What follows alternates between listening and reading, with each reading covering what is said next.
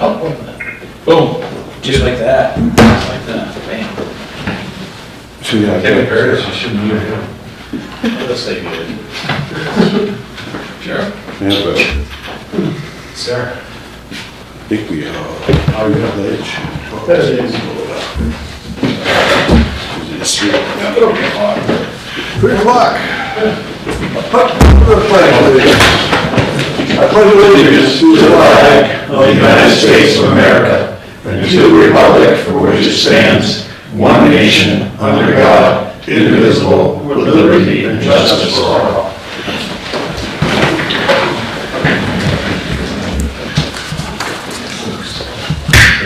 Meeting has come to order. First order of business is the minutes, resolution 25-107. Accept the minutes of June 4th, 2025. So move. Second. Discussion? All in favor? To go. Workshop to open bids for Lexington paving project. Here we go. Insurance is up to pay for. Boy, I can't get that. You need to get a bead with Dull and dull. Maybe a plasma cutter. They'll go ahead and leave it, right. So this is from Fine Line Paving and Grading LLC for the total amount of $24,490. This is paving the parking area between the Log Falls Dam Road and the cemetery fence. And what do we got here? Where is this?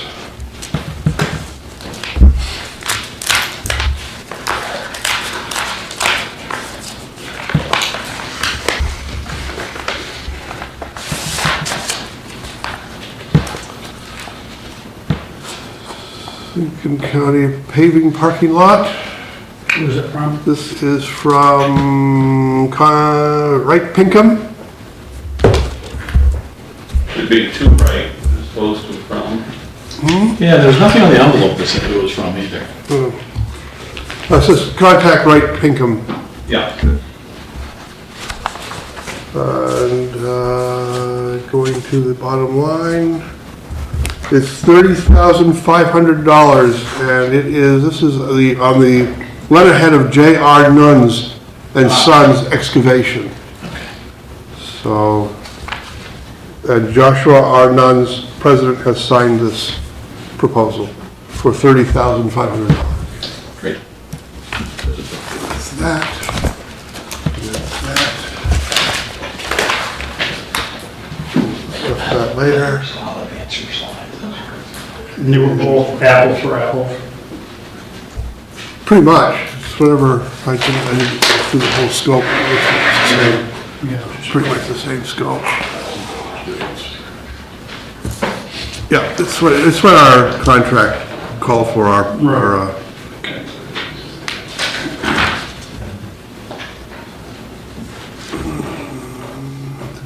yeah, it's the same thing.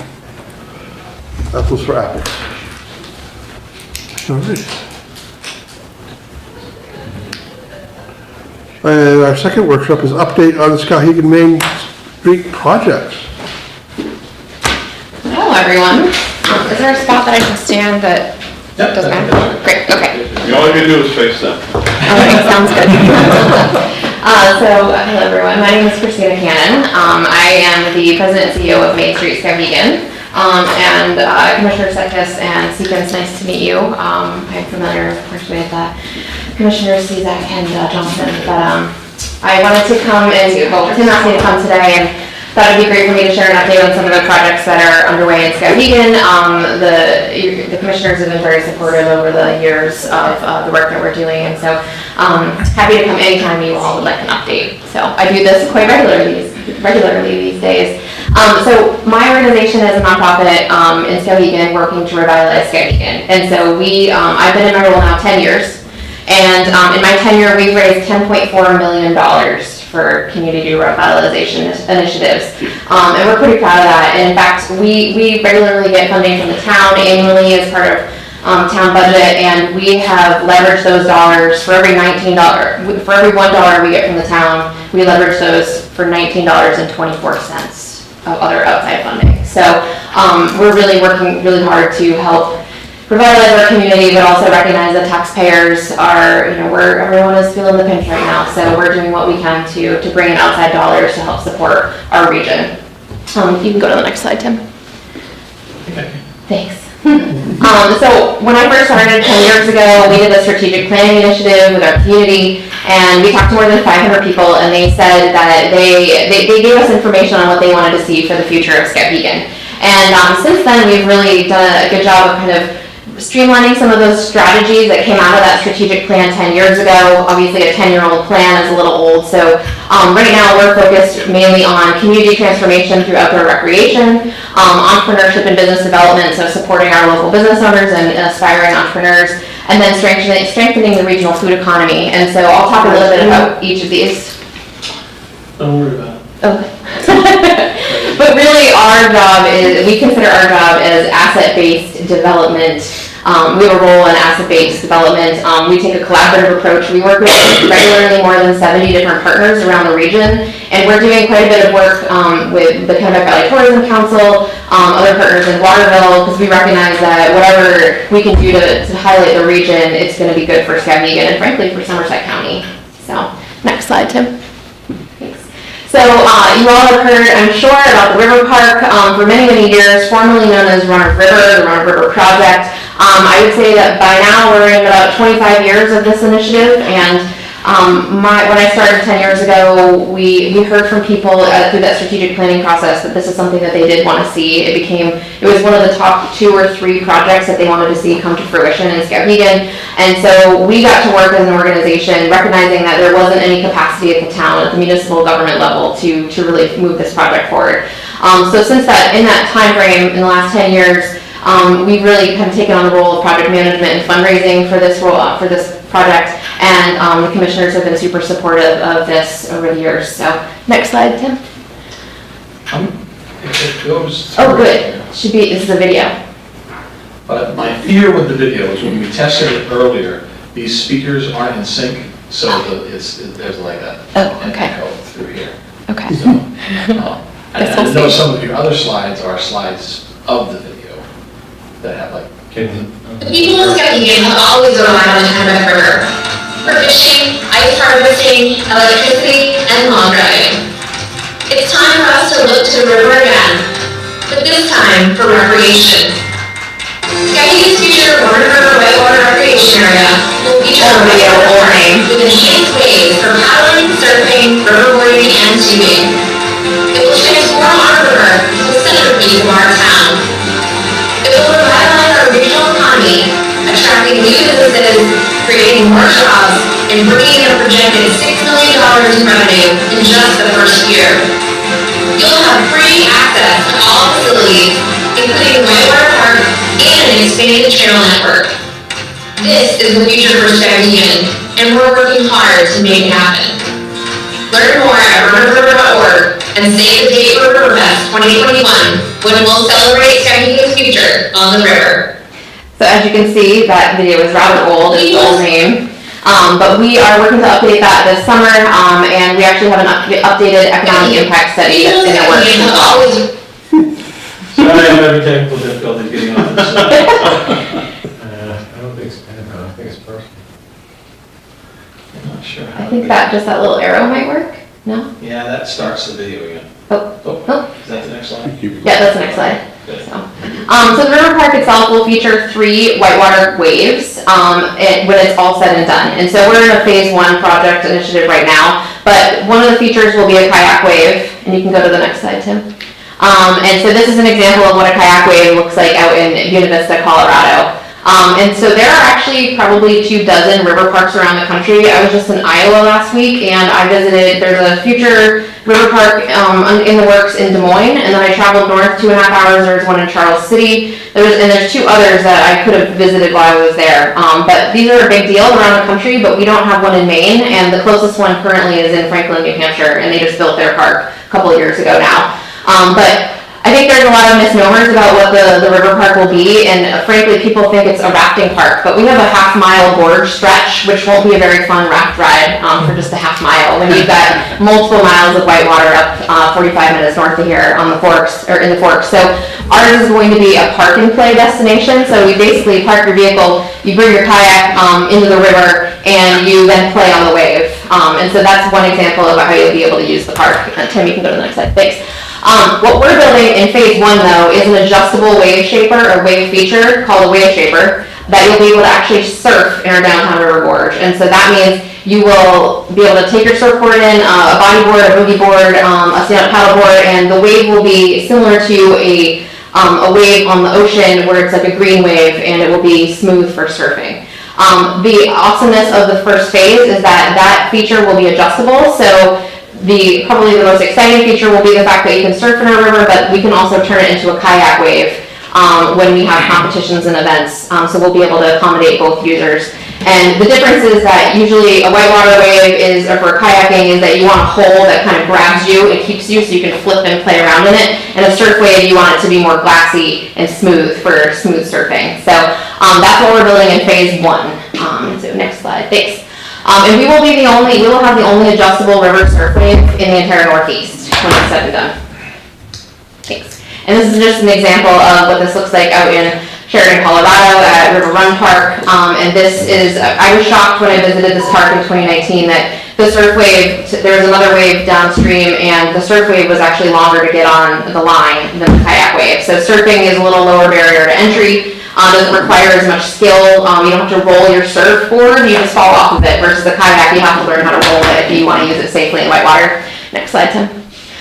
So this is what it looks like from an overview. If you were to stand on above the walking bridge looking down river, the wave will actually be on river right. And the first one we're building is the surf wave down adjacent to the municipal building here in the description. So other features though will include river access, improved river access on both sides, a boardwalk, etc. And we're going to talk about those in a quick second. So we have raised $6.1 million for construction. And that is many thanks to you all, because the last several grants that you guys have awarded to us, we were able to put towards final design and to get us to the point where we use those as match to be able to get that federal drawdown of nearly $5 million a couple of years ago. The town put in $1 million, that's from the SAPI TIF, and then we, as an organization, have ponied up $200,000, which is, just proves the point that we believe in the project and we're really committed to it. So we actually just received our federal environmental permit a couple of weeks ago, and we're still awaiting the DEP permit.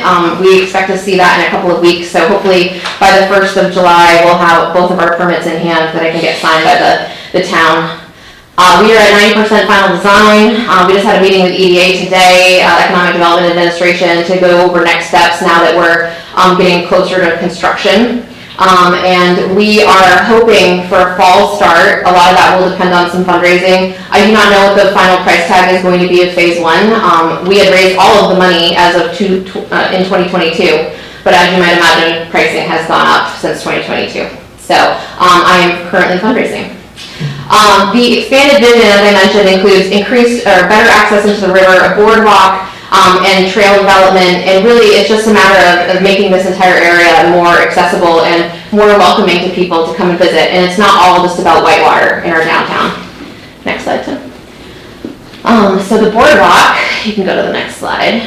So we actually received, Main Street Skowhegan applied for and received a $2 million CDS grant, thanks to Senator Collins back in 2022. And so our grant the purpose was to fund at least the first phase of the boardwalk construction. And so we're working through in architecture and engineering planning right now.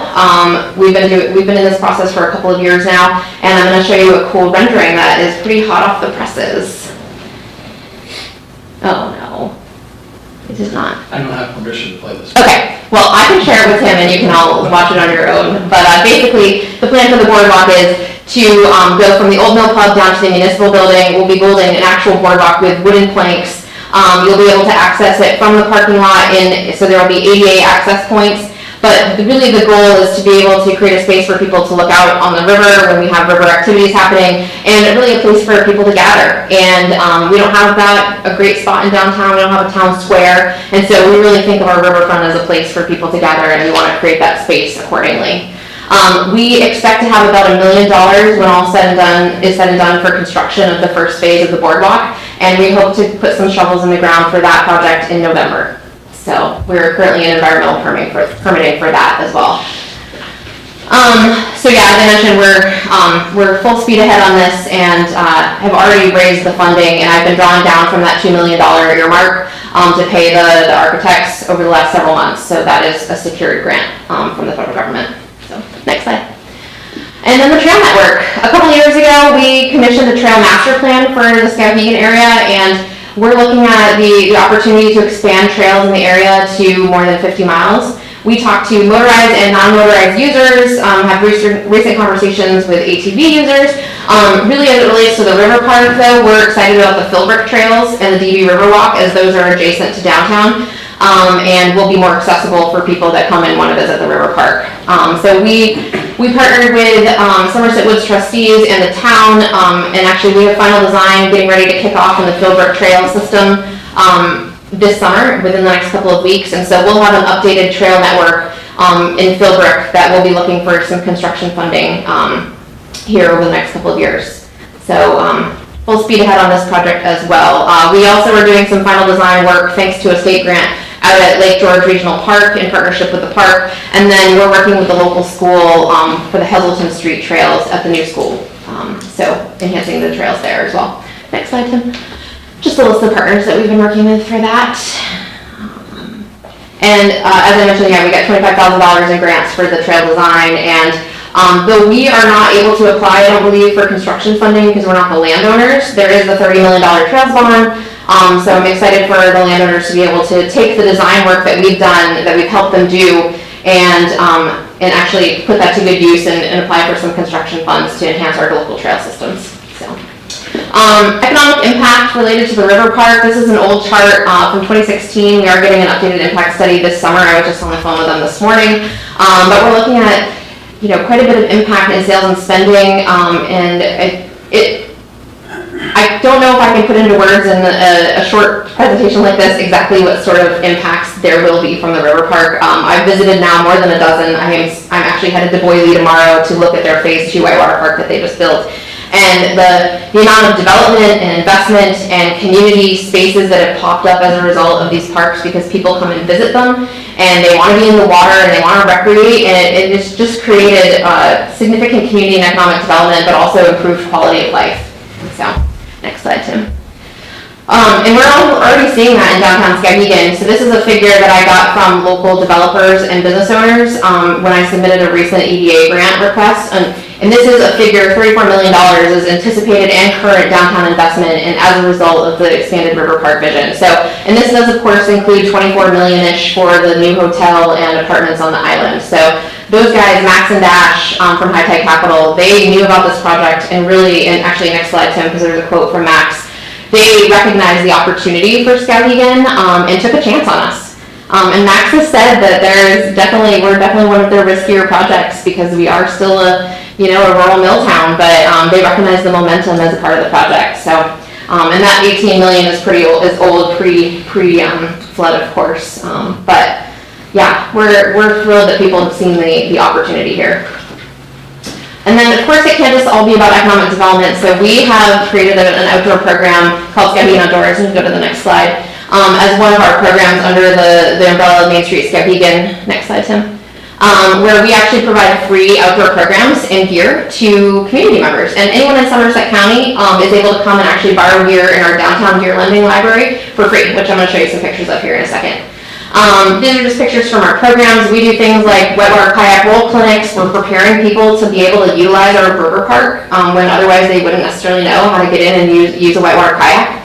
And we do winter activities, bike maintenance, all sorts of different trainings and programs. And we are making some real impact here in the region. We run multiple programs a week. We work with youth. We have multiple summer camp programs this summer.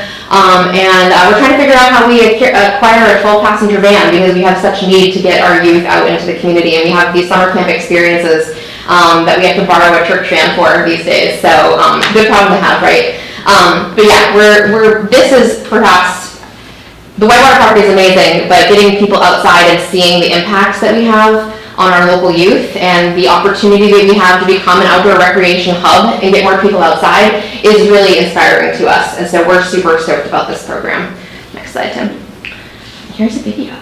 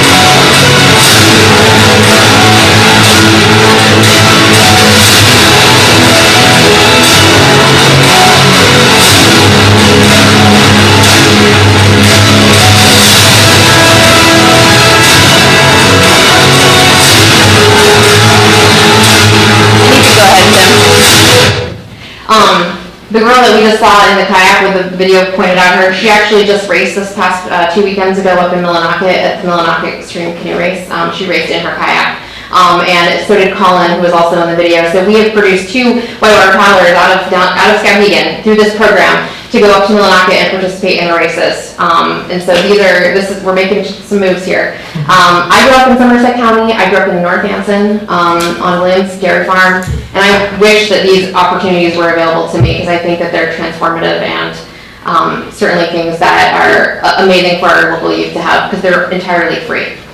This is our beer library. So if you were to walk into the back of Joe's Coffee Shop on Water Street, you would come across this amazing space where we have free beer for people to borrow. I heard someone was in there this week and borrowed all of our camping equipment. So don't come and borrow that this weekend. But you can borrow, if you're a Somerset County resident, you can borrow basically whatever we have, and we'll put it in your car for you, and you can drive off and bring it back in a couple of days. So we have tons of things, more than 300 different items, and we continue to add to it as we continue to get grant funding. Next slide, Tim. And I won't go into too much detail here, but we are also working on career pathways in outdoor rec as well. So the folks who run our programs are AmeriCorps members, and we're required to give them training. And we've been doing that for years now, since 2019. And we realized that what we were doing was essentially creating these outdoor rec career pathways through these trainings. And so we are now intentionally working on career pathways, and we partnered with the University of Maine at Farmington to do this. So they will actually come out with credentials that they can put towards the outdoor rec business administration program, or they can go right into the workforce. And we are so thankful that Skowhegan Savings Bank just donated $50,000 to this initiative to provide these trainings for free as scholarship dollars for local youth. And frankly, anyone who would like to participate, who wants to maybe change their career. And then lastly, our Skowhegan Center for Entrepreneurship. Our big project with this is, as you all know, the kitchen at 185. So this is at 185 Water Street. You all awarded us a TIF grant last last year. And I am proud to say that we are purchasing the building. We are working on the purchase and sale agreement right now. We raised $250,000 to purchase it. And so you can see there that we've got $400,000 raised. The other portion of those funds we're putting towards A&E. We just signed, or will be signing a contract this week with an architect to move forward with final design. So this project is really ramping up. And I just got a call from 2 delegates today, delegate reps, from Washington, that we also received another grant that I can't talk about, which has been embargoed since till the 23rd, but a 6-figure grant for this project. So really exciting opportunity for us to continue to work here. And of course there are other grants that we're applying through MTI. There's another grant due in July. So additionally, we did apply for our second CDS grant through Senator King. It was moved forward into appropriations at the federal level. We just found out a couple of weeks ago. So thanks to a lot of the funds that we have raised over the last couple of years, including the support from you all, this project is moving forward, and it's just amazing to see the work that happens locally is being recognized at a more federal level. So, and to go with this kitchen, so I should tell you a little bit more. So it's a commercial kitchen incubator. There are a bunch of these around the country. There's a large one in Portland, but people are traveling, for example, MDI to Portland to use this commercial kitchen right now. And so we're hoping to fill the gap in this region and also help farmers who have surplus crops create different products that they can go to market with. And so having this commercial kitchen that is fully licensed, that they can rent time in, if you will be a great opportunity and a low barrier to entry for our local entrepreneurs and farmers who are looking to take advantage of our burgeoning food economy here in Central Maine. And so Patrick, my director of entrepreneurship, is actually putting together this food entrepreneur pathway program, which will be launching in August. So if anyone has any entrepreneurs that would like to start with us in the pre-incubation phase, we're actually going to be using, in the meantime, Tewksbury. I believe we're working on a deal with Tewksbury Hall to utilize their commercial kitchen space to help get some folks into a commercial kitchen until we have our own kitchen in downtown at 185 Water Street. So Okay, I think that was it. I think that's the last slide. So, Christina, federal funding, AmeriCorps, all those things are kind of thrown into flux lately. What's the status on your AmeriCorps workers? So we were told as of April 26th, I think it was, that we could no longer utilize federal funds to pay them. So we have been paying them out of pocket since April 26th. As of June 11th, though, we were told that we could start utilizing AmeriCorps funds to pay them again. So we're doing that, and we're actually enrolling 3 more members for the summer because we need their help. So we've committed to keeping this program running, even though federal funding has been a little in flux. And we've thankfully had some support from the Conservation Fund and CoBank, which is a national bank that has come to our rescue for this project and for the kitchen, frankly. So we are hopeful that we will not have to backtrack if there's an appeal, but we're not sure. Either way, we have been told by Volunteer Maine that they have received their drawdown for next year, so we may be a little in flux for the next couple of months, but as of no later than September 1, we will know that we'll have secured AmeriCorps funding for the next year, apparently. I know, but everything is, in flux, so, yeah. Any questions from the commission? No, thank you, it was a wonderful presentation. Yeah, I'm happy to come back anytime. I know it's been a while. I will have better videos and more economic impact data this fall. So, yeah. And an update on fundraising, hopefully. So, what was that? We'll look forward to that. Okay, great. I'll be back. Nice to see you all. Any other questions? If you could speed up your presentation next time. Well, You talk so slow. I do get paid for that. I can repeat anything. I'll send the rendering video along so you can see it. It's very cool. So, have a nice rest of the day. Thank you. Number 3 on our workshop is to discuss payment options for municipal tax payment to the county. Okay, I want to New bill. bring you up to speed on this a little bit. There was a legislation that passed this last session that essentially just tweaked by a couple of words the law that allows county commissioners to set a date for tax payments to be received. And all this legislation does is change the words "shall establish a date" and adds "or dates" to make it plural. And this is something that every once in a while pops up from municipalities. And the town of Madison reached out to me asking if the county would consider 2 dates for tax payment. So I reached out to the other communities in Somerset, and I probably heard back from about 15 of our communities. Now, for the most part, most of the communities said they're fine with 1 payment, although it may be good to have an option of 2 payments. There were 3 towns, including Madison, that said we would prefer 2 payments. And you know, being a town manager, I've been in these types of situations where if you have a sudden and severe incident in your town where you lose a lot of tax revenue, like a mill closes or you have a sudden loss of valuation, that you start to watch your cash flow very carefully. And most towns are set up to do 2 payments on their taxes that they receive from their property tax owners. And typically they do them in September and March. And so a town will go through the ebbs and flows of their cash. They'll be flush with cash in October and November, and then that will dwindle down. And then those entities that make their second half payments in March kind of get you enough to get you through the summer. So I bring it to you to see if it's something that you would be interested in. I've talked with Patrick about it. He doesn't seem to think it will have a huge impact. Interest earnings would be a small impact to the county because you wouldn't have all the money in the bank at the same time. So I'd be interested to hear your thoughts. What's the date for the first payment as it is now? September 1st. So right now, September 1st is our payment date, but selective towns that don't want to pay interest, they can wait until October 1st because the 60 days is interest-free. After October 1st, 8% interest, or whatever the state sets as the rate. 60 days or 30 days? 60 days. So September 1st to November 1st, so by October 31st. Yeah. So, used to be my tradition, I'd come and see what they had for snacks for their Halloween party, and I would bring the $1 million check from Madison at the same time. So.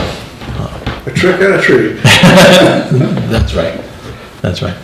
Did you have or do the towns have a preferred date for the second date? So what I would recommend for consistency is if you did it similar to the towns where you had a September and a March. So your September 1st, you could pay half or all if you wanted to. And if you didn't pay the full amount, I would say you should require at least half on that first day in September, and then the remaining half could be paid first day in March. Definitely. Yeah.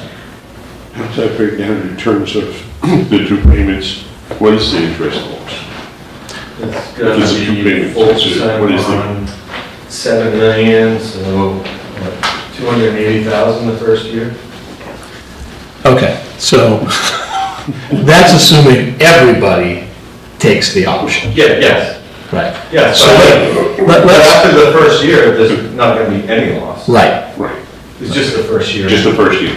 right.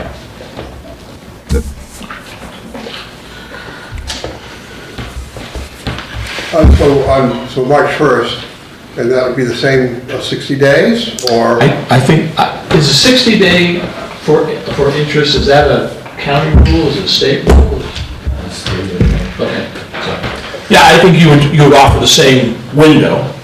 I was gonna say, if we're gonna offer 2 dates, I'd ratchet that back to 30 days. I was thinking the same thing. I'd have to check to see it. I'm assuming I don't see anything in the legislation that says you can't do that. Right, I don't see that either, so why don't we look at that? Then we'll come back in the next meeting for a resolution? That's What's the consensus here at this table? So the first year is we're gonna say it's a loss of 280 grand. After that, it's not gonna be a loss because it's gonna be adjusted to that. I guess the question would be in that situation, I mean, it's not like the 280 that would be spent at the county level is just going to vaporize, right? We're gonna need that, I mean, if we stay where we stay, we're gonna need that 280 somewhere. So do we get that 280 from interest, or do we get the 280 from raising taxes? So that interest earning goes into the finance revenue. Yes, and it's part of the, So that is used currently to offset the taxes that we pay, or that we charge to the Right. municipality. Right, so those municipalities that are going to benefit from multiple payments, or however they're gonna plan it. Some of the other towns that do not are gonna, their taxes are probably gonna go up a little bit. So let's back off this $280,000 figure, because again, that's assuming that every town. He's the number. I know. But, Well, that's what I was gonna say, I was gonna ask him how that works and what is it based on? Because obviously if it's gonna be $280,000, it's based on some sort of interest earning percentage, and so those are in flux. you know, it's about 4% right now. So we earn about 4% on the money that we have in the bank. If all the towns, which we're raising $15 million, but part of that's the UT, and they're not included in this. So there's $13 million that we're raising from the municipalities. So if they choose to pay $6.5 million, then you're basically calculating that 4% on $6.5 million. For half a year.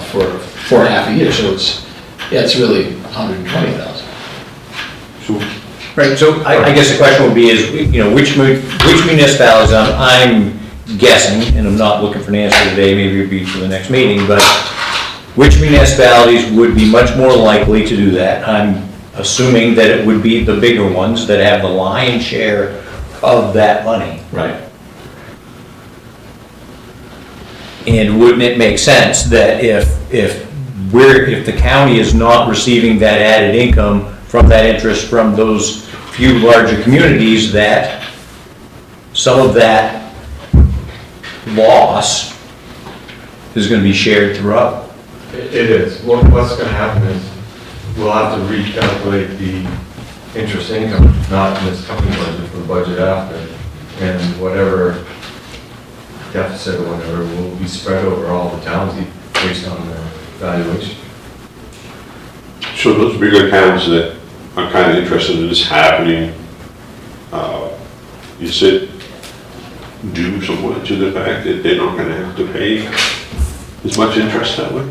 From what I've heard, and so the three towns, just for, you know, it's public information, I suppose.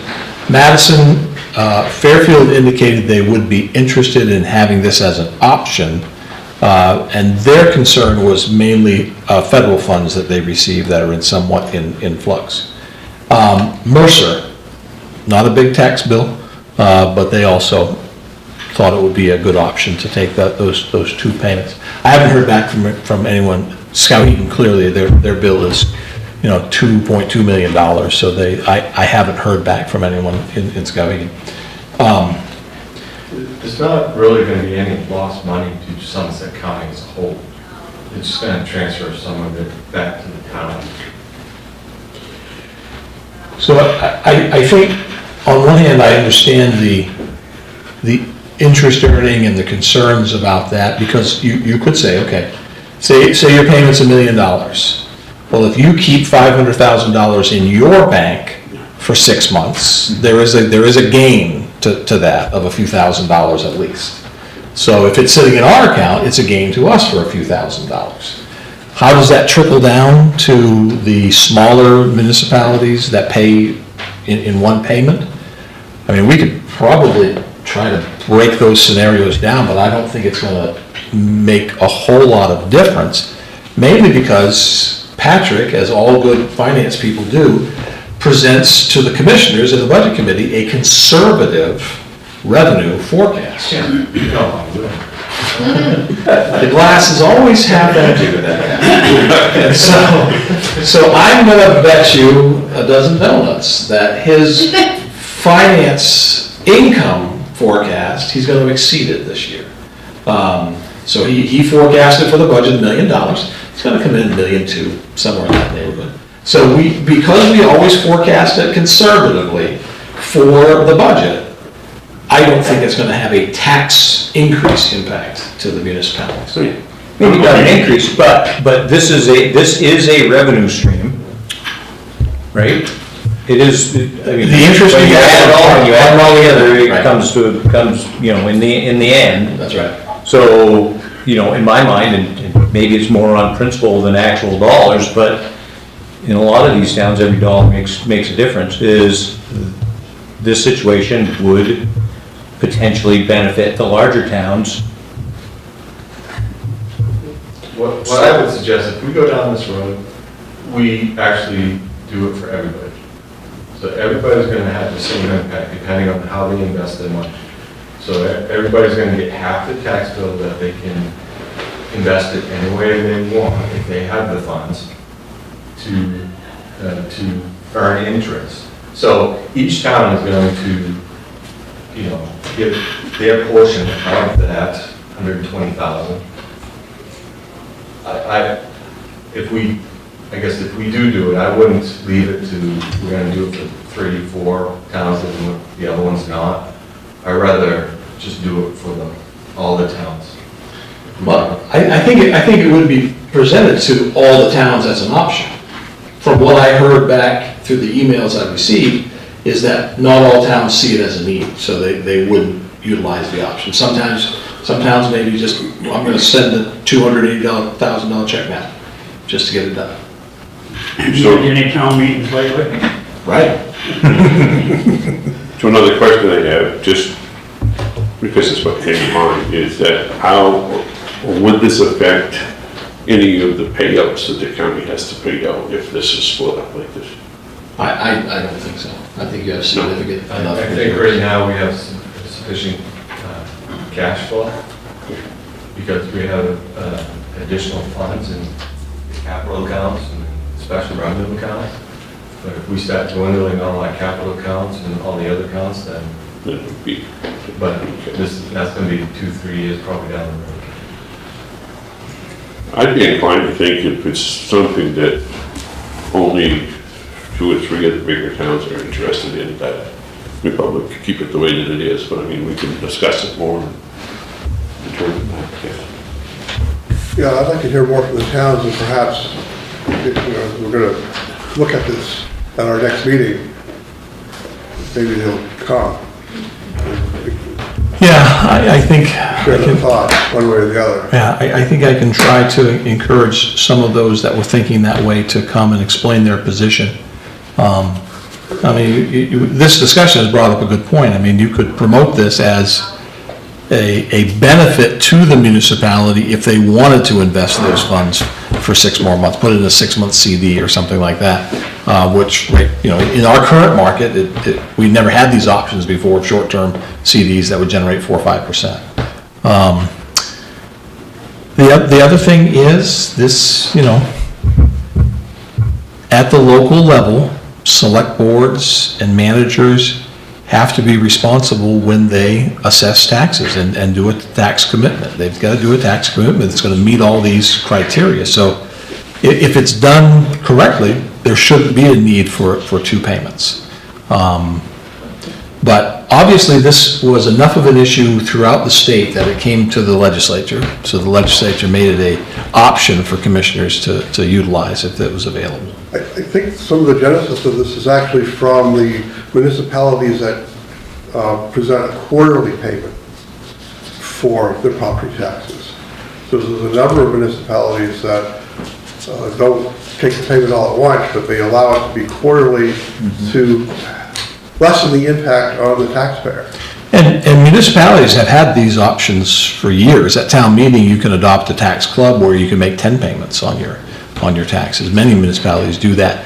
So the county has not had the option legislatively to do that. Now they They don't have. have that option. So, The reason they would like this done is to build a cash flow. Right. Because if they're doing their payments half and half, and a big portion of, let's say 10% of their budget is our tax bill, and we say we want it up front, that puts them into a cash crunch. Yeah, I was just wondering how many of them have to take out a note, a tax anticipation note. Doesn't that go right back to Tim's point of the selectmen or the city council, right? I mean, you've got this tax crunch, but this isn't something new. This is the system that's been in place forever. Right. And there are some people that just, they always do a tax anticipation note. They've settled it in their mind, they're gonna pay a little bit of interest, so they don't have to raise as much from taxes, and it's gonna get them, especially if those that have a March town meeting and a January fiscal year, so they've already spent a third of their budget by the time they get to town meeting. And so, you know, all these little towns have these different ways of approaching things, so tax anticipation notes are the norm for some, and frankly, they're the norm for some counties. There's some counties that use tax anticipation notes because of their jail costs. So that's another issue. I mean, for a town like Madison, I did this when the mill went down, and we had some months that we were down under $400,000 in the bank. And that's the cash flow issue. You know, normally on a September, October, we'd have $4 or $5 million in the bank, and then we'd pay that $1 million county tax bill, and then we'd kind of hold our breath until February, and then end of February, March, second half taxes came in, and we were able to kind of get by, so. But, you know, it's an option. So the town of Madison asked me to present it. I said I'll certainly do that, but if you want to bring back more folks to have a more detailed discussion, I think Patrick's answered the question for you. It's really a cash flow concern is why they're asking for it. Yes, exactly. And that's why they went, like some towns have gone to 4 payments, Yeah, because of cash flow. Don't get it all up front at once. right. And there are many people in every municipality in the state that wait 3 years before they pay their taxes. You know who they are. Everybody pays their taxes, just not on the Not same everybody pays their taxes. Sometimes you pick up a property or two. That's right. And they end up paying through that process, so. But, yeah. So, no, I'd like to come back with some more information and allow the municipalities to talk about it. I was not surprised, but I'm disappointed that nobody showed up from the municipality. Well, we were trying to do a Zoom with Madison, and Zoom options sometimes work, sometimes don't. I think it kind of conflicted with the presentation we had there. But now that I think we've had this initial conversation, I think I can reach out to folks and they can come back, or maybe come in person and speak to it, especially maybe Denise from Madison, Michelle from Fairfield, just to kind of share their thoughts with the commissioners. Do you have any relationship with who's running Pittsburgh? Oh, Jack Cookie? Yeah, Okay. yeah. He bought me lunch the other day, so far so good. He owes you big. Yeah. Yeah, the more information, the better.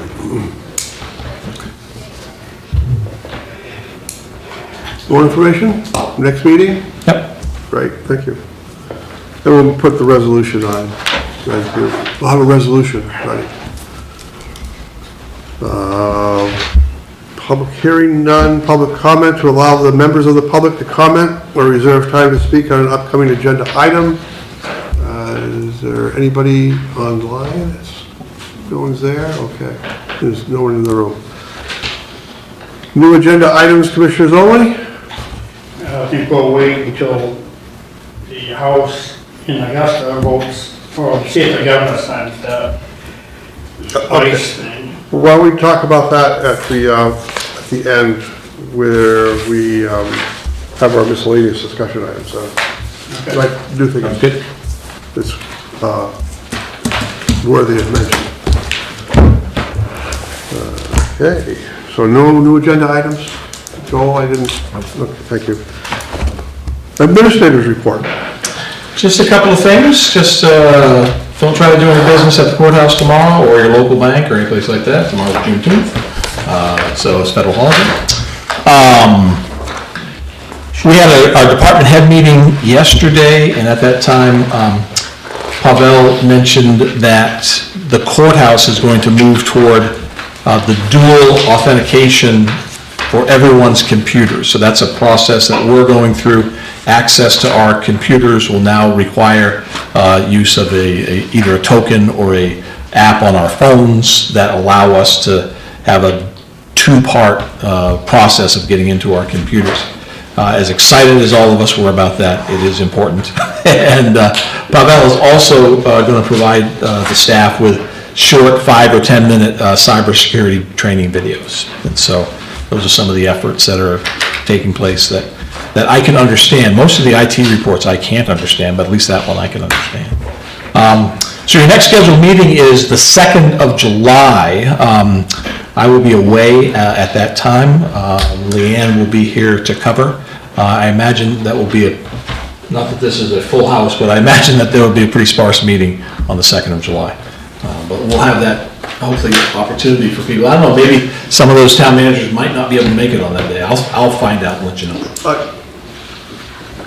That's a good point. Just to dovetail on your manager report, are you finished on? Yep.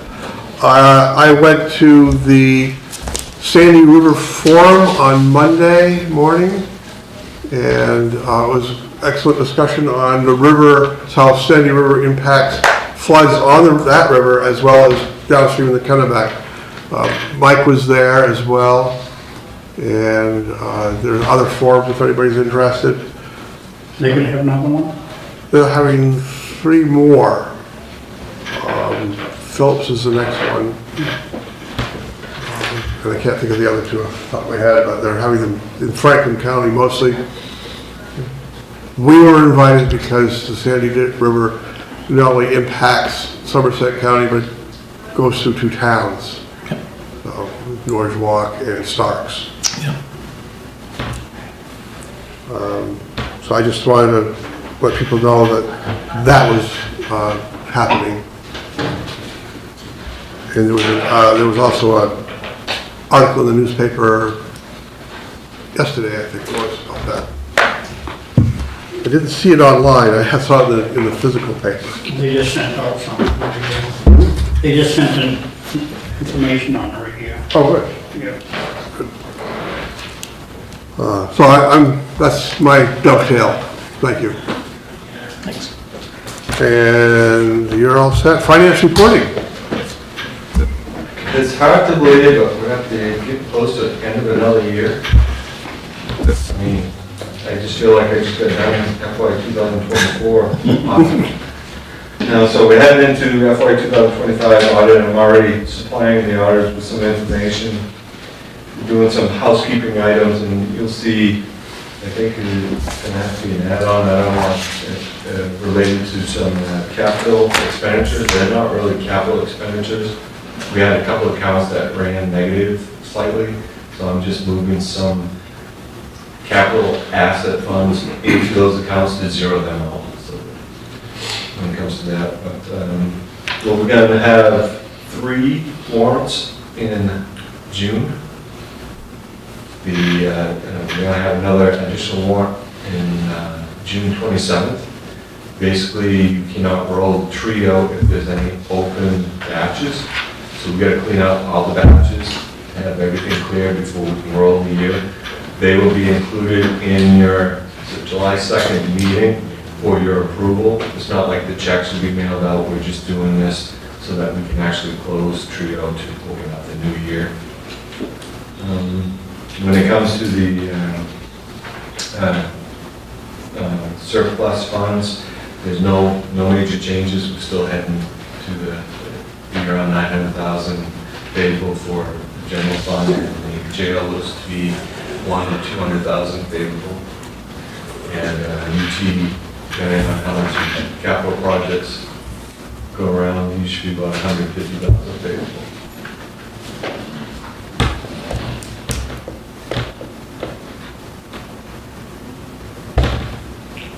Any questions or comments? Questions? So the capital adjustments he referred to are on your resolution 115, I think.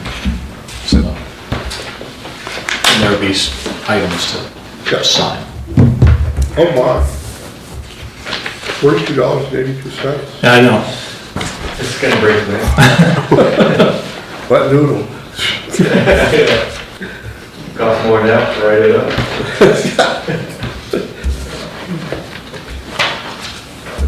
All set with the finance reporting. Sheriff? I guess we'll speak to it later, but I have some concerns about what our state legislature could be arguably unconstitutional vote yesterday, and how that will could potentially affect the county financially and also our relationship with the federal government. Other than that, we are extremely busy, and that's what I have to report. Well, I think it's a good time to bring it up, if you wanted to discuss. Yeah. What are your thoughts? If we make a resolution to support your position? I believe that vote is unconstitutional. It's clear.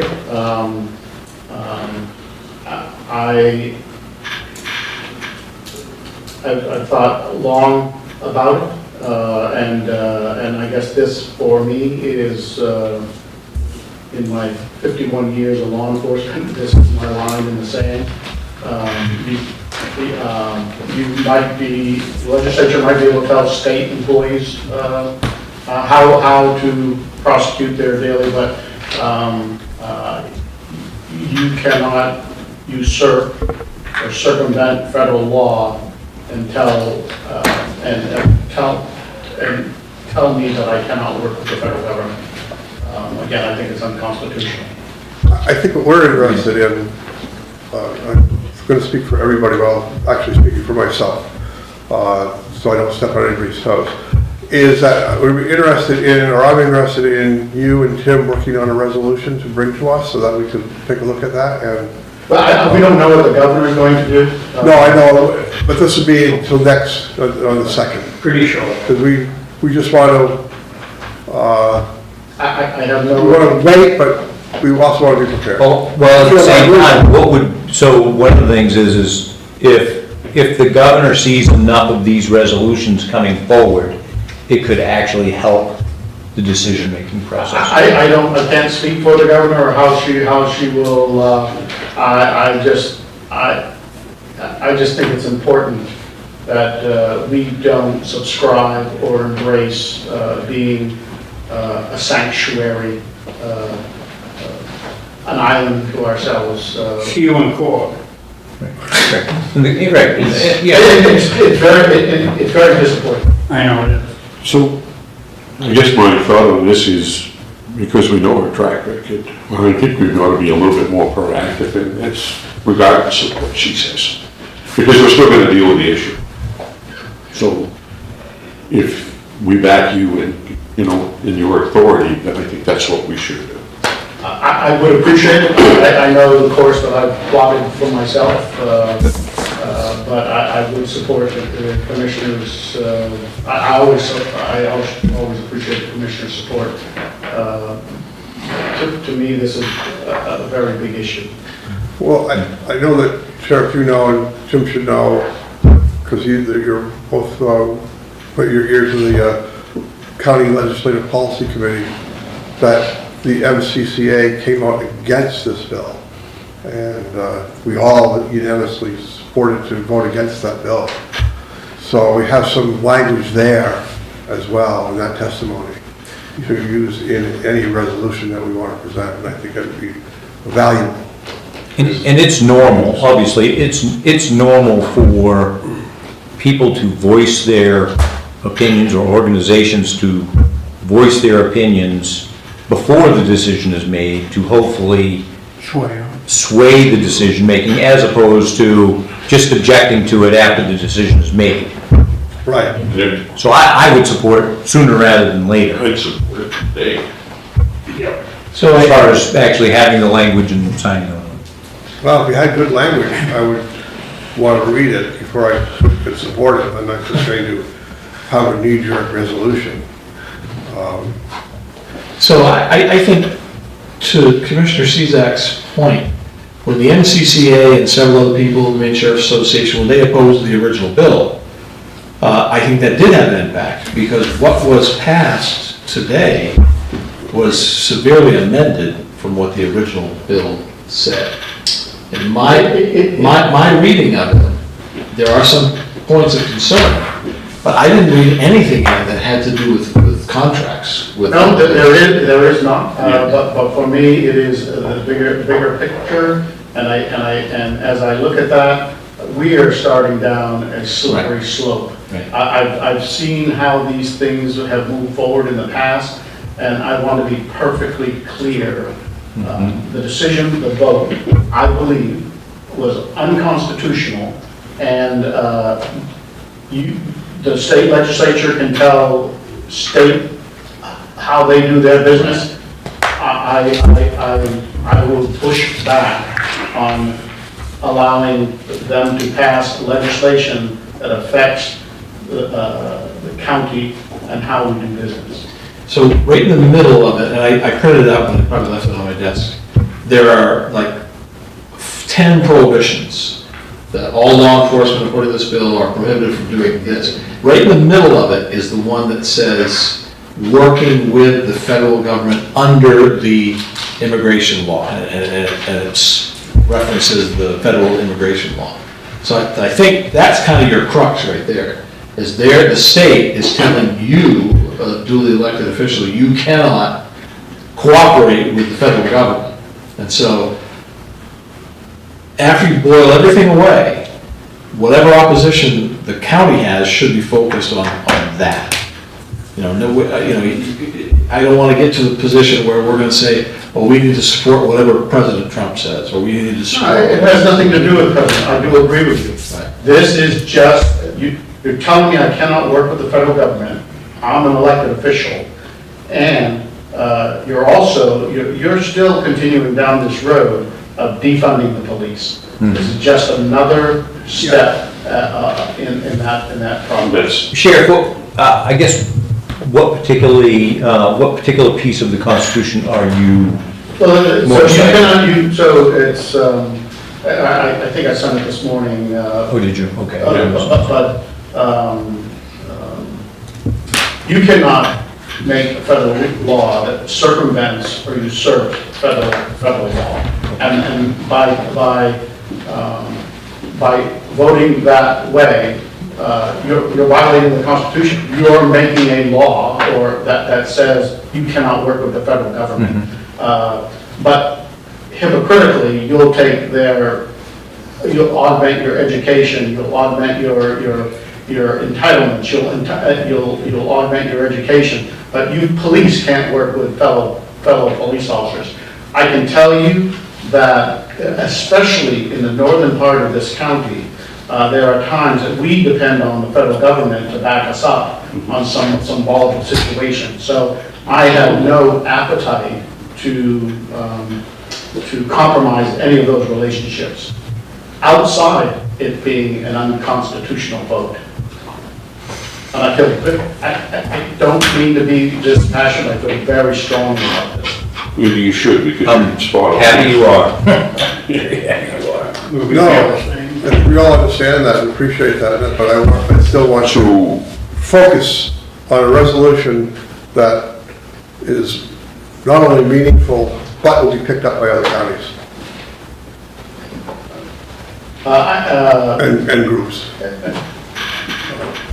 We don't have the language in front of you today, and to the point, I do agree with Mr. Stuckis that sometimes, again, we cannot predict how the governor will vote, but that information beforehand can sometimes add to that decision-making process. And I know I'm working Friday. I don't know if the county administrator is or not, but he and I could sit down at his earliest convenience and draft something to get to the commissioners. I don't know if it has to be taken in this formal setting or it can be sent to you and voted. I don't know. I think if Tim says it to us, and we respond to Tim, that will be fine. Again, that's your decision. So, Well, part of it's the communication laws. We have to, Right. we can't amongst ourselves generally. I think the sooner the better. If we can do it that way, that's fine. At the same time, I think collectively, there could be one that could be put together quickly right here. I mean, However you want to do it. And I think, to Commissioner Sketchkis's point, is that we're airing that opinion right now anyway, without the formality of a resolution. Right. So the consensus is there. It's just a matter that I think we do and should have that resolution, but let's wait until it's composed properly. Right. I think a clear and concise message from the two of them that we can either agree to or offer an edit of some sort. Right. Come Yeah. to an agreement and get it out there quick. kudos to you, Sheriff, for standing against this, because you're absolutely spot on, right? Again, it is, it's extremely, it's unfortunate, it's not how I like to do business, but clearly, the legislature did not hear the concerns, and I just feel extremely passionate about this issue. Jurisdictionally, in your position, do you have to adhere to what they put in place? Well, so, I am, this position is an elected position. I can be removed, complaint from the commission to the governor, and the governor's, but I have to have done something, I believe, illegally. And I believe the penalty for not adhering to this is a civil violation. So, but having said all that, that's more of a procedural thing for me. As I stated earlier, this is a line in the sand. I strongly believe this is unconstitutional, and I'm not having the state legislature tell me who I can and cannot work with. And our federal partners have been very good partners, and I don't want to compromise that. And there is a reason why we're sworn in and say the things that we say, that we will support and uphold the Constitution. So I took there's a reason for it. I took an oath to uphold the U.S. Constitution and So they have put you in this place against your again, unfortunately, I feel that way. Yeah. But just a fact. So, I guess my other thing to just kind of wrap this up for me is that, if we can get that out in the next 2 or 3 days or whatever, that would be great, because I do think that this is going to resonate to the other county sheriffs in terms of taking that stand, and I think that's a good thing, so. You guys any talks between MSA? we have, and there are different opinions. Right. But take this in the light, because I don't look at myself as anyone important, but for the position that I have right now, it is a standalone position, even though I work with the other sheriffs. At some point, this position says that you have to adhere to the Constitution, and this is the stand. Again, the line in the sand for me. For my observation, I would be surprised if you have a majority of the counties agree with you. I would say the majority of the counties would not take this strong stand. That's my opinion. I don't know if it's going to be to the other counties. I mean, we have a sheriff that stands on his own 2 feet and comes to us. It would resonate more depending on how publicized your decision is, and I just really think And then you've got this is important. poor sheriffs in Cumberland County who's getting beat up on all sides. you know, in my email that I sent today, I mean, there's potentially revenue loss on, who did I send that bill to? Because the jail costs X amount of dollars if I have one inmate in the jail or 300 inmates in the jail. So those operating costs go to the taxpayer. And so we work hard all the time to have federal contracts, work with the federal government to defer some of those costs. So I just like to know who I send that bill to. Well, on top of that, right, is, and I'm not sure about this particular situation, but I'm sure there are others, but just recently in the Pittsfield area was the Egyptian illegal that is tied to a terrorist organization that ICE had to deal with. I'm sure in situations like that, there are times that ICE or the sheriff's department or other law enforcement needs to work together to make sure that happens. All the time, those partnerships and those conversations throughout the state go on daily. And I'll leave it at that. But it's Gentlemen, I don't want to beleaguer it. We're going to come back with us with a resolution. I think we've expressed our concerns in open air to the public. So I would, We will continue that. my point would be is On the there's second. not only the monetary piece, but also the safety piece that, Yeah. It is. you know, and the It is. We're also tasked with public safety, so. Yeah. Next is our gentleman from the Attorney General, our District Attorney's Office. Yes, sir. So business as usual up there. We do have something nice to report. We just, we're in the middle of a trial month right now. We just wrapped up a domestic violence. It ended up being a plea in the 11th hour, but we're going to wait for 20 years, all but 14, so 14 to serve. So that's one individual, of course, is off the streets that is pretty heinous stuff. So happy about that. We had talked a couple months ago about getting on board with Axon and whatnot. I'm happy to say that we've completed the end user training on that, and we've started the rollout process to the local law enforcement agencies. Sheriff's Department's been absolutely instrumental in helping getting that on board, and so I appreciate that, along with Sergeant Joe Jackson has been a very big player in that as well too, getting us some test cases to kind of mess around with, so thank you very much, I appreciate that.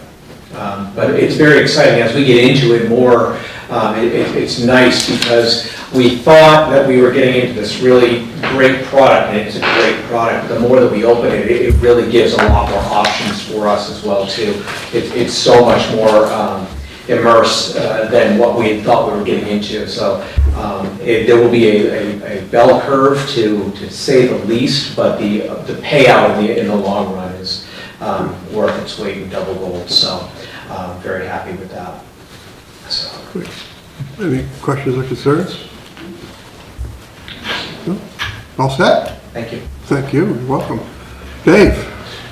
Big news in the UTs, and I've been getting some calls the last couple of days, is the state did a reval on all of the properties in the UTs, and the increases go, the ones that I've heard of so far, between 250 to 310% increase. Now, as I've told people, doesn't mean your taxes are going to go up that high, because you're going to adjust the mill rate. The mill rate hasn't been established yet. Yeah. And I need to make a second you been call. paying attention to what's going on down there? Yeah, well, that's the question that I was pointing out was, until the mill rate is established, we don't know. But one thing, when Patrick was talking, and you guys were talking about the town taxes, the county pays the second most, or the UT pays the second most to the county, for the county budget. And I don't know if that's based on valuation. Is it, Patrick? Yes. Yeah, so maybe we'll take over first place from Skowhegan because they've done that. I've not heard the total increase in the value of the UT in Somerset County. I've been hearing individual ones, including my own, which is 250%. my family's camp. So I'm gonna call again, and find out what the increase for the entire county's UT is. That'll give me an idea on how much you guys could get from the UT. What's the timing on the mill rate adjustment for the? I believe it will be in July. Okay, so, I think end of July, they'll have mill rates, and they'll be sending out everyone's tax bills in August. so you've got 1 month of your phone long enough to look forward to between now and then? Yeah, as I've told people, until that mill rate is established, don't panic yet. But it bothers me the fact they're going up so drastically. And they just did this in 2020. Yes, a lot of things have happened since 2020, but it's still a 5-year time period, and it's gone up 250, 300%. It's not logical. But that's pretty much it for now.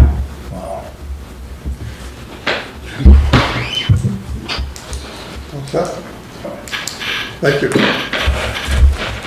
Move on to unfinished business resolution 2581, tabled from previous meeting to approve changes to the county disposal of property policy pursuant to disposal of firearms by the Somerset Sheriff's Office. I think we've got that in front of us somewhere. Is there a motion? And a second? Second. Any discussion on the policy as presented? I believe that would be in the red. Right, on that handout in front of you, the yellow is the existing policy. The red language is the proposed policy that Commissioner Alsop helped draft a few weeks ago. And I don't really include this as a recommendation, but simply that was all that was provided, because I don't think you've reached any finality in hashing this out. So with your permission, could I offer a few comments on Oh, this? please do, yeah. And I'd like to hear from the sheriff as well. So my recommendation would be to leave the policy as it is, in the yellow. It already indicates the sheriff's office will keep records of disposal and report those activities to the commissioners. That's the policy. A simple procedure could be annually, the sheriff will provide a report telling you what he recommends to do with weapons or what he has already done with the weapons. I think this is a law enforcement issue and really shouldn't be in the purview of the commissioners to any more than an oversight.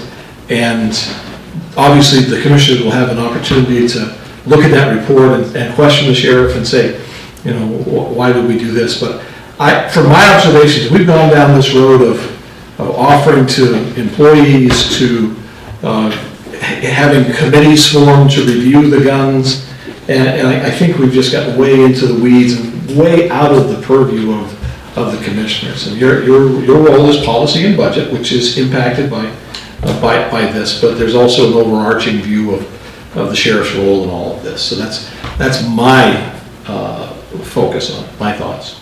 Scott? I'm in agreement with the fact that we shouldn't be, sounding it within.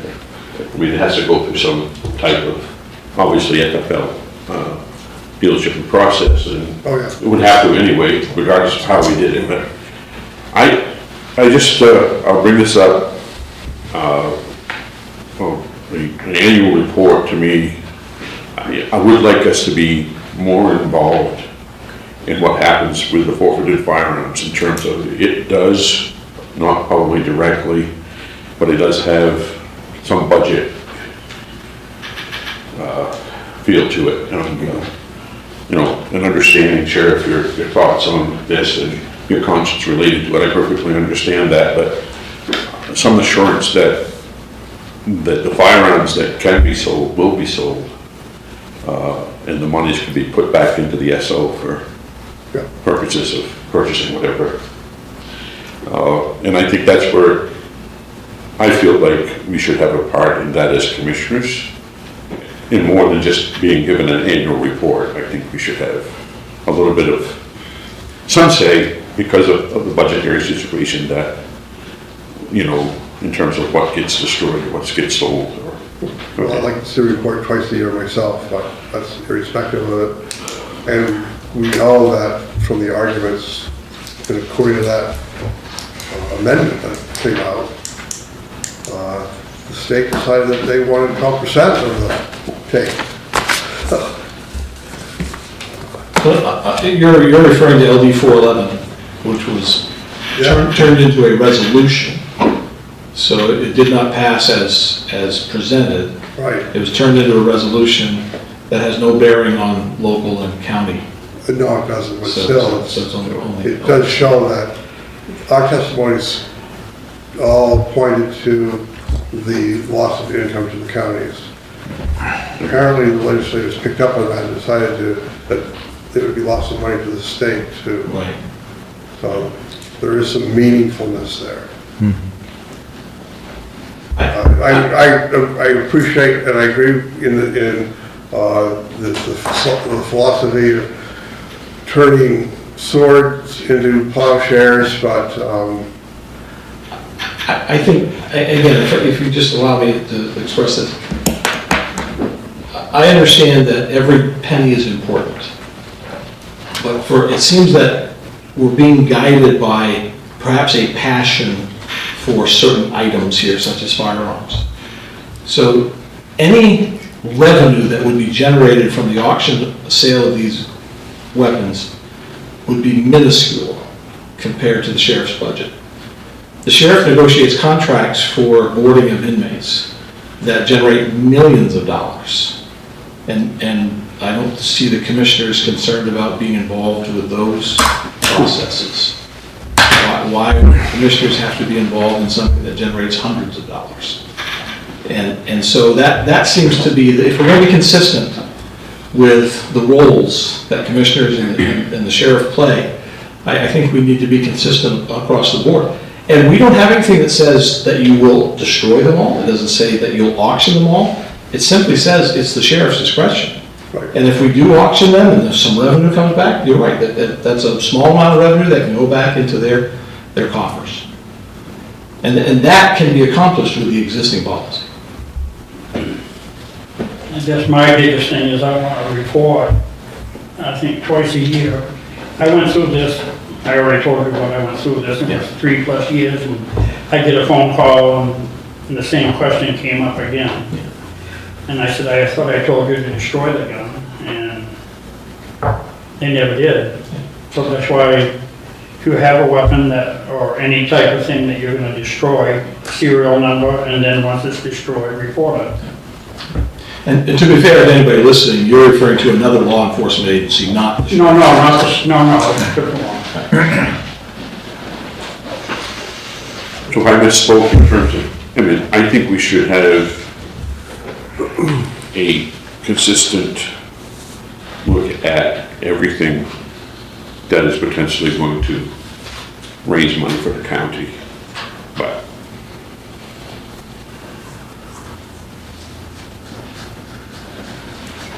Well, we have a motion and a second. So in respect to that, would it be fair to say that the motion and the second refers to the policy as it stands, adding a report twice a year regarding the disposal of all that stuff? I'll make that, Yeah, we can certainly put that in the motion. I'll amend that motion to read that way. And Joel, you were I believe it was you who made the motion. I seconded you. You made the motion. I made the motion. Okay, Yes. all right, good.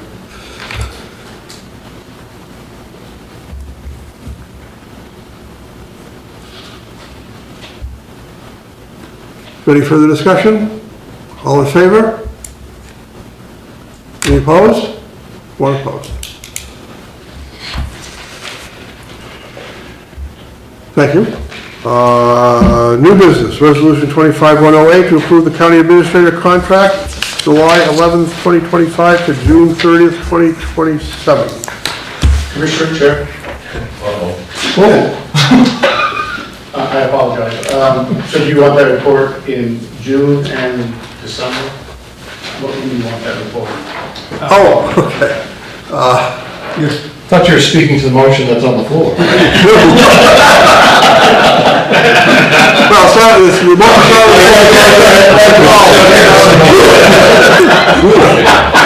I'll make it for you. Let's go with the house of something. we stand arrested. For sure. So the sheriff's question, that's more of a procedure question. So is that acceptable to do a June report and a December report? Sure. In regards to forfeited items? Whatever is going to be. Yes. Yes. For him. You said it's your date. Discussion about what that, I'd like to continue these discussions. Yeah. Offline, I guess, but, But I also think that having a report that is reviewed by the commissioner. no, absolutely. And that could be a task of the quartermaster. Exactly. It's not a bad idea. So, Thank you. yes, that's fine. June and December works. Thank you. So, I'll make a motion to approve this contract. is there a second? No second? No-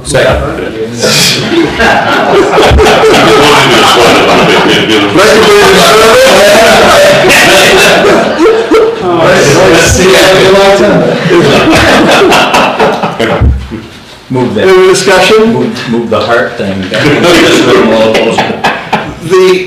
I just want to clarify that this contract ends on June 30th of 2027, so the next contract, hopefully there will be one for the county administrator, will start on July 1st rather than in the awkward July 11th. Yeah. So it's That's fine. it's just we're did a procedural and did that. So if there's no further discussion, all in favor?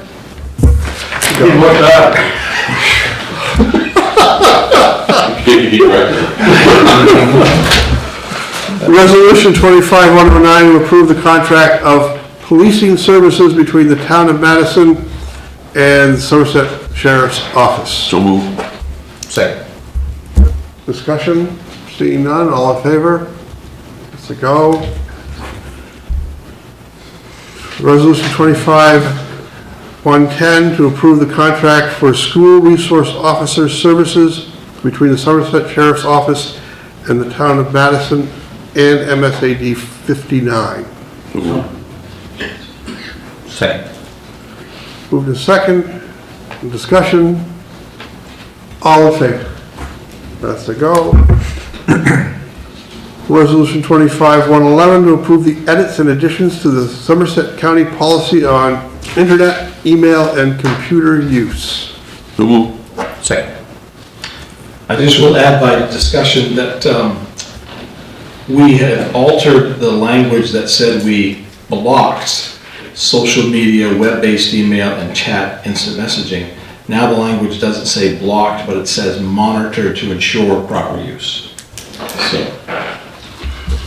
Very good. I do want to, at this point, just to go back to when I was at Sandy River, a gentleman, Mr. Hiltz from Wilton, came up and said that he watches these, our commission meetings. And he wanted to thank us and give kudos to our IT director, Mr. Pavel, and to our county administrator, Mr. Martin, Curtis, for doing such a wonderful job, to having the two cameras where we, they can see the audience and see the commissioners, which is good to hear, it's excellent feedback. And he sang both of your praises, so just want to let you know that people are watching and appreciating what we do. Thank you. So back on track. We We need to vote on the approval. We need to vote. Yeah, well, ready? Wicked ready. Hmm? Wicked ready. Wicked ready. All in favor? All right, go. Resolution 25-112 to accept the resignation of Charles Poisoner. Poisoner, Yeah. Corrections Officer at the Somerset County Jail, and my apologies for mispronouncing the name. Is there a motion? So moved. Second. Discussion. All in favor? So go. Resolution 25-113 to accept the resignation of Donna Picard, Legal Secretary in the Somerset District Attorney's Office. Second. Discussion? If I could just add here, and I wanted to give Chris the opportunity to post the position, so, and if Commissioner Johnson made the motion, could you amend that motion to add and to post the position? That way we can get it posted to replace Donna as soon as possible. So move that way. Okay. So the resolution 25-113 is to accept the resignation of Donna Picard, Legal Secretary of the Somerset District's Attorney's Office, and to post that position. Yes, thank you. And it has been moved and seconded. Any discussion? All in favor? Ready to go. Resolution 25-114 to approve paying the following matching grant award based on completion of the project: SEDC Tech Lab renovations and equipment, $10,000. So moved. Well, Second. okay. Discussion? All in favor? Ready to go. Capital Reserve Expenditures, Resolution 25-115 to approve the reallocation of capital funds to offset deficits in accounts R6597 in the amount of $42.82 and R7124 in the amount of $6,611.30. So move. Second. Discussion. I'm just, I'm not sure I can, Do you want to? $42.82, I don't know if that's too much. We'll pass a hat around. What are the accounts, by the way? One of them is the APC, which is the power backup for the computer system. That's the $42 and some odd cents, and then the $6,000 some odd dollars is related to the UT vehicle equipment. We try as best possible is to break down the vehicle equipment, radio and all that. Sometimes we have to reshuffle it, but it's basically moving some of the vehicle capital into this equipment line, just zero that. So it's all in the UT vehicle area. Some is the sheriff's office, UT, right? Yeah. Yeah. Yeah, okay. Good, thank you. Yeah. Unorganized all in favor? We did that. Yeah. Unorganized territory, Resolution 25-116 to approve the bid for Lexington paving project. I recommend we accept Fine Line Paving. Their bid for $24,000, $480. 24 or 44? I wrote down 44 for some reason. Okay. No, it was 24. Okay. Yeah. There it is. Fine line is 24,490. And that's who's been recommended, seconded for, Make a motion to go with Fine Line for 24,490. And I will second that. okay. Discussion. All in favor? Let's go. Thank you. Resolution 25-117 to approve the recommendation from the TIF committee to fund the purchase of a new groomer for the Pittston Farm Snowmobile Club in the amount of $110,000. I'm gonna say so moved. Second. Moved and seconded. Discussion. Yes, go ahead. Just, is there any kind of match from them? Oh, yeah, the full room price is $360,000 or something like that. They're gonna contribute to it to go into the state for capital grant. But they can't get money from the state until they can specify where else they're going to contribute, because the state always does a percentage of what's needed. There'll be at least their bank loan, this 110 from us, and whatever the state is. Yeah. The commission has done 110 in another situation in the past, so it's not unprecedented. A number of Yeah. different solar pumps. Hopefully they'll have some snow to drill.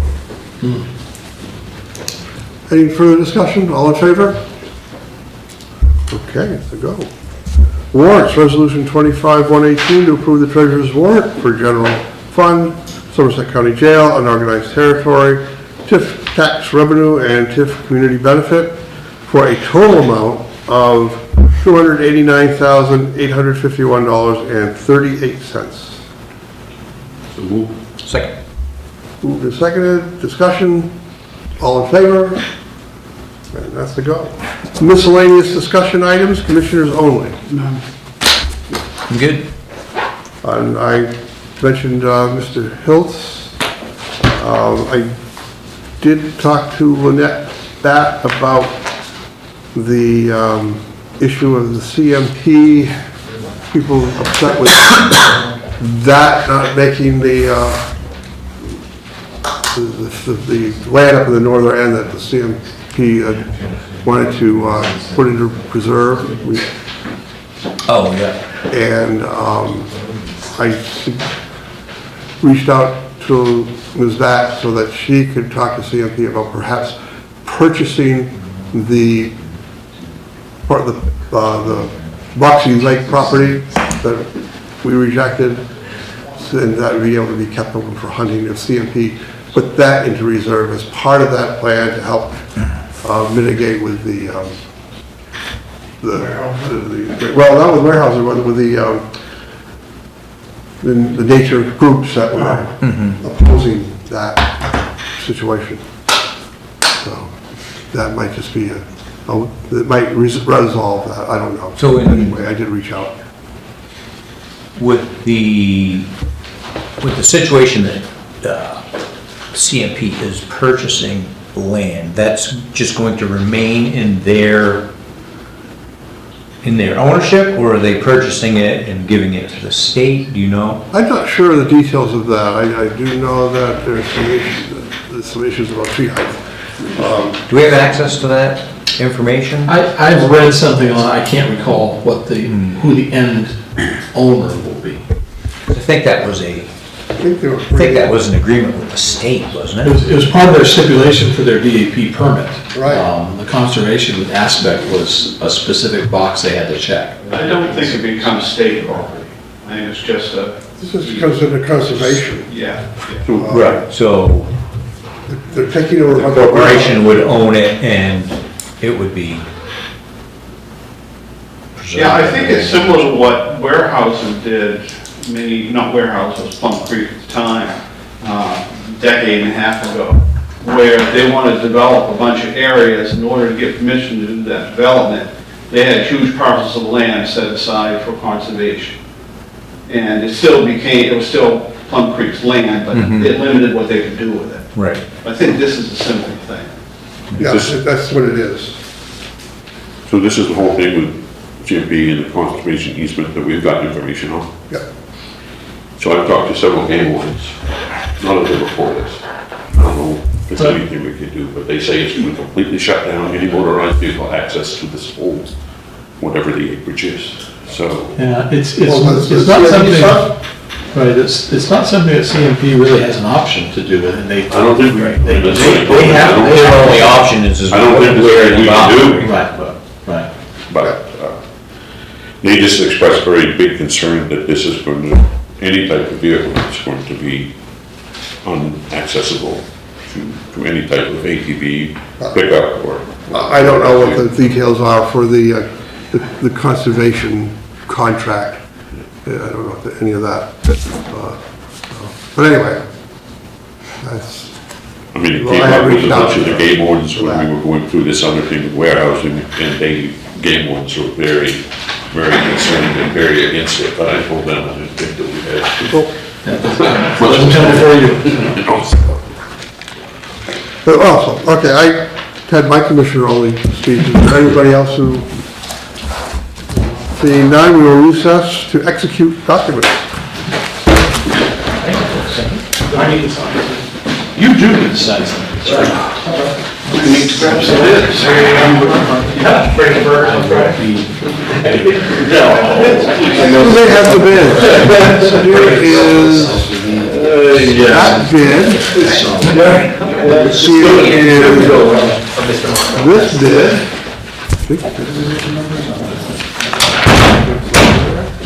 Oh, that's that, okay. That goes, and that's This is the biggest contract with the towns. Holy. So did you go on?